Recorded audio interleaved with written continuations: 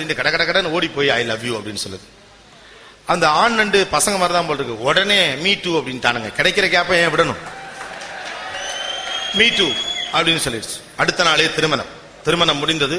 அதற்கு அடுத்த நாள் இந்த பெண் நண்டு இப்படி ஓய்வாக ஒரு பக்கம் உட்கார்ந்து இருக்கிற போது அந்த ராஜ நடையை பார்த்து ரசிக்க வேண்டும் என்ற ஆசை, நேராக நடந்து வருவதை பார்க்கணும், தன் ஃப்ரெண்டுகிட்ட சொல்லி காட்டணும்ட்டு ஹஸ்பண்ட்கிட்ட ஏங்க நடந்து வாங்க பார்க்கணும் அப்படின்ட்டு. அப்படியே நண்டு வழக்கம் போல சைடில் நடந்திருக்கு. இதுக்கு உயிரே போச்சு. என்னடா இது நேராக நடக்கும் நண்டு, இது நம்ம கூட்டத்திலே இப்படி கிடையாது, இதை கல்யாணம் பண்ணிக்கணும் ஆசைப்பட்டு கல்யாணம் பண்ணோம், ஆனா அந்த நண்டு சைடில் நடக்குது. எல்லா நண்டை மாதிரி அதிர்ச்சியாகி கேட்குது. நான் உங்களின் என்னுடைய காதலை சொல்லுகிற போது நீங்கள் நேராகத்தானே நடந்தீர்கள், அந்த ஆசையில தானே உங்களை நான் லவ் பண்ணேன், நீங்க என்ன இப்படி சைடில் நடக்கிறீங்க அப்படின்னு. நீங்க நேரா நடங்க. என்னமா சொல்ற, சைடில் நேரா நடந்தனா அப்படின்னு அந்த நண்டு கேட்க. இல்ல அன்னைக்கு நீங்க நேரா தானே நடந்தீங்க, அதை பார்த்தா உங்க மீது காதல் வயப்பட்டேன், இப்போது எனக்கு நேராக நடந்து காட்டுங்கள் அப்படின்னு சொல்லியிருக்கு பெண்ணு. உடனே இந்த ஆண் என்று சொல்லிருக்கு, அடி பைத்தியக்காரி, நீ ஆசைப்படுறேங்கிறதுக்கா தினைக்கு ஒரு குவார்டர் அடிக்கவா முடியும்? சைட்ல நடக்கிற நண்டு